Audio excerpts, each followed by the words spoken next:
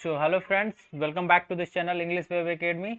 तो जैसा कि मैंने बताया था कि अगले नए सेशन में मैं जो हूँ स्टेनोग्राफर के जो टोटल जो 2010 से लेकर 2019 तक, यानी कि 2019 का एग्ज़ाम 2020 में लिया गया था, इसे आप ध्यान में रखेंगे। 2020 तक के सारे वोकैबलरी, मैं वोकैबलरी के सभी सारे साइनोनिम्स उसके हिंदी मीनिंग्स के साथ और उसके साइनोनिम्स के साथ मैं करवाने वाला हूँ। आप इसका पीडीएफ भी फ्री में डाउनलोड कर सकते हैं बिल्कुल ईजिली वे में। टेलीग्राम चैनल ज्वाइन करें, एडिटोरियल वोकैब्स 1, और यहाँ पे आपको इसका फ्री पीडीएफ डाउनलोड करने के लिए मिल जाएगा। वहाँ से जाके आप टेलीग्राम पे इसे आसानी से डाउनलोड कर सकते हैं। टेलीग्राम चैनल का लिंक डिस्क्रिप्शन बॉक्स में दिया गया है, वहाँ से जाके आप इसे डाउनलोड कर सकते हैं। और daily the Hindu editorial vocabulary पाने के लिए भी, पीडीएफ डाउनलोड करने के लिए, जो आपको यहाँ पे दिख रहा होगा, हमारे टेलीग्राम चैनल को जरूर से जरूर ज्वाइन करें। तो जैसा कि आप जानते हैं, अभी जो है एसएससी स्टेनोग्राफर का एग्ज़ाम जो होने वाला है 2020 का, वो कब हो रहा है? वो हो रहा है अभी नवंबर 13 नवंबर से शायद स्टार्ट है, 13 नवंबर 2021 को होने वाला है। तो उसके लिए काफ़ी इंपॉर्टेंट वर्ड लिस्ट होगा, बिकॉज प्रीवियस ईयर वर्ड्स इतने सारे रिपीटेड किए जाते हैं इसमें एसएससी में कि ये काफ़ी इंपॉर्टेंट है उसके लिए। तो आपको ये सीरीज जरूर देखनी चाहिए। मैं एक ही वीडियो में सारे जो साइनोनिम्स है उसे कंप्लीट करवा दूंगा, जो कि 2010 से लेके 2020 तक पूछे गए हैं, यानी कि 2019 स्टेनो 2019, जिसका कि 2020 में एग्जाम हुआ था। तो शुरू करते हैं। तो आप हमारे इस चैनल पर नए हैं तो चैनल को प्लीज़ सब्सक्राइब कर ले, और वीडियो को जरूर से जरूर लाइक करें, चैनल को सब्सक्राइब करें, अपने दोस्तों के पास भी शेयर करें ताकि वो भी इसे देख सके, और पीडीएफ भी डाउनलोड कर लेंगे हमारे टेलीग्राम चैनल से। तो देखेंगे सबसे पहला वर्ड, फर्स्ट वर्ड है एवर्जन। एवर्जन यानी कि क्या होता है? घृणा या फिर किसी से नफरत करना। तो उसके लिए एवर्जन वर्ड का यूज किया जाता है। यह एसएससी स्टेनो में पूछा गया था 2010 में, और 2010 में ही नहीं, अब आगे भी चल के आपको देखने को मिलेगा कि यह वर्ड कई बार पूछा जा चुका है। तो इसका जो साइनोनिम्स आपको यहाँ पे देखने को मिल रहा है, साइनोनिम्स होगा डिसलाइक, यानी कि नफरत करना, उससे लाइक नहीं करना, ये होता है इसका वर्ड मीनिंग। सेकेंड वर्ड है जो यहाँ पे डिस्परेशन, यानी कि निराशा। डिसएप्रेशन यानी कि निराशा होता है, जैसे कि डिसअपॉइंटमेंट भी होता है। डिसअपॉइंटमेंट यानी कि निराशा। तो होप यानी क्या होता है? होप यानी होता है कि आशा लगाना, लेसनेस लग गया तो निराशा हो गया, यानी कि जिससे कोई उम्मीद ना हो।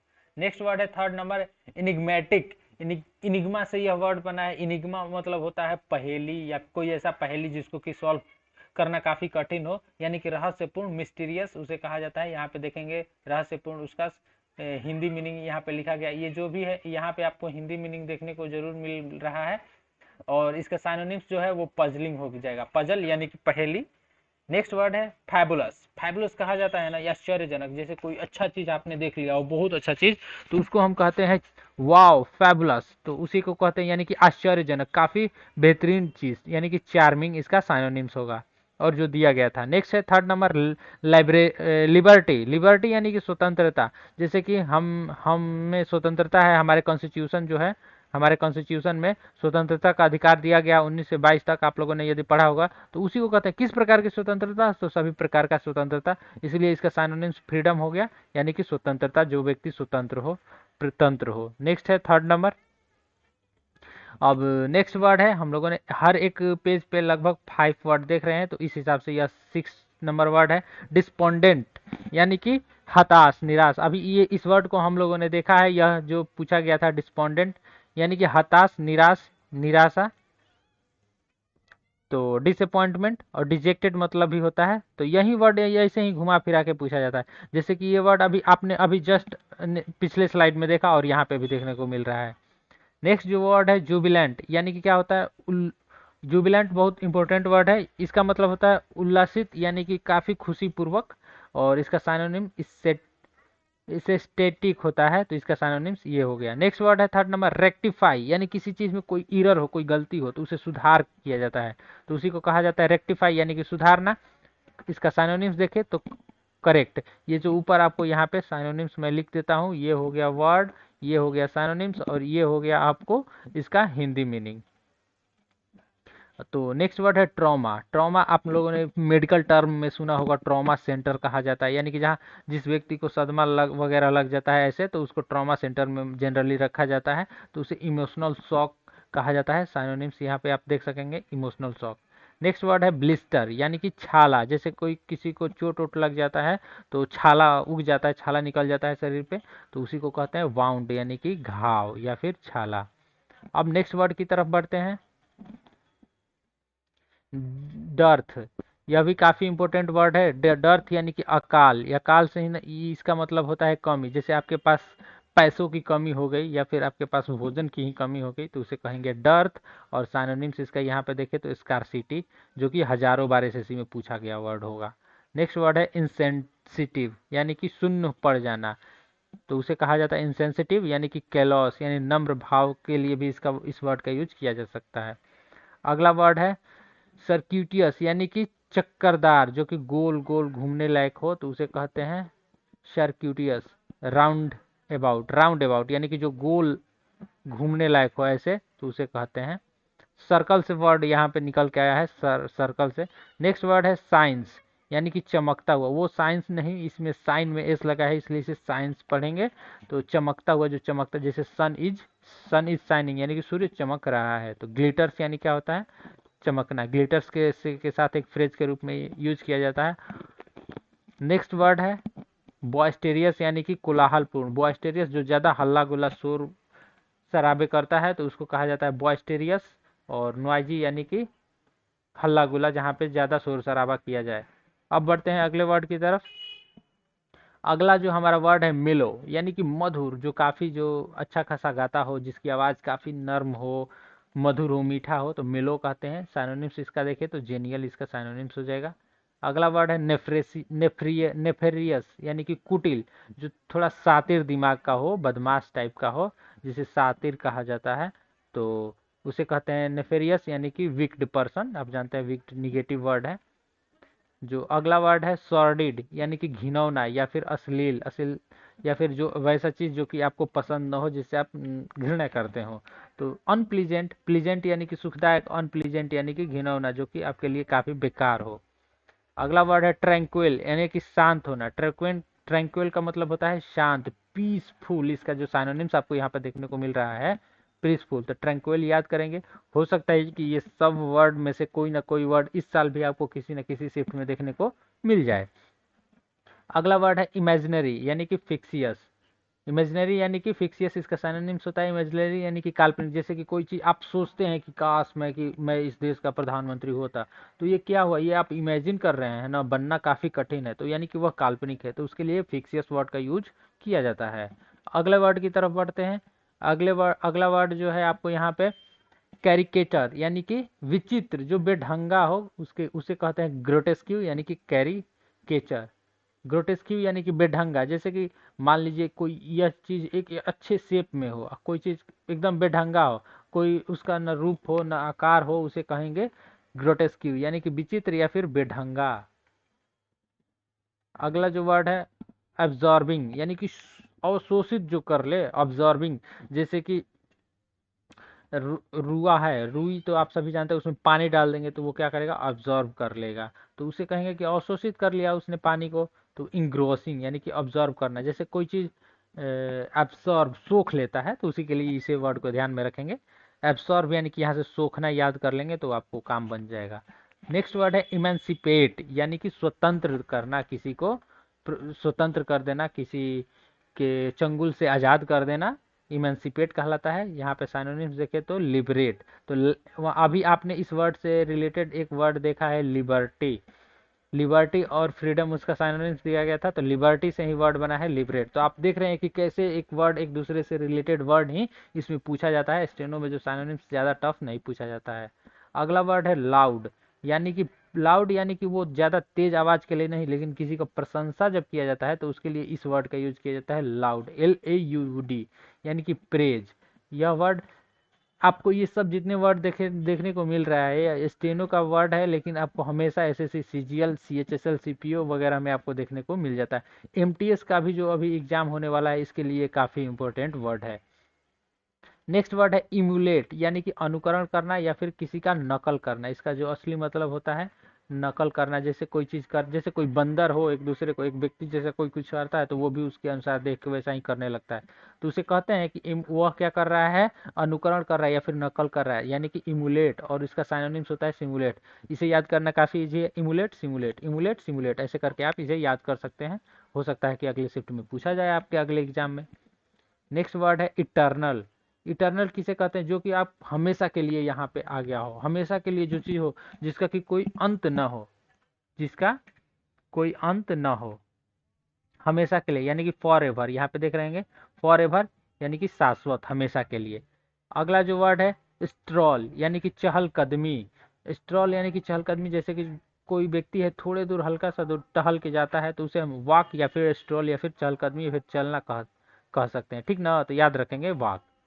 नेक्स्ट वर्ड है ब्रूटल, यानी कि क्रूर व्यक्ति जो होता है काफी, जिसके अंदर दया नाम की चीज ना हो तो उसे कहते हैं क्रूर। और साइनोनिम्स आपको यहाँ पे देखने को मिल रहा है सैवेज, यहाँ बारबेरियस, या बहुत सारा इसका जो साइनोनिम्स होता है, एक बारबरिक वर्ड होता है तो इसके लिए भी आता है। जो अगला वर्ड है रिवेल, यानी कि क्या होता है आनंदित, जो कि आपको प्रफुल्लित कर दे, जो आपको खुशी देने वाली चीज हो उसे कहेंगे रिवेल।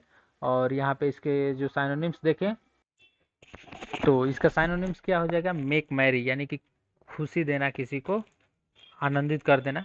जो अगला वर्ड है एडवर्सिटी, यानी कि आपदा विपदा, आपदा ही नहीं विपदा, जो किसी प्रकार का किसी को हानि पहुंच जाता है किसी घटना से तो उसे ही हम कहते हैं एडवर्सिटी।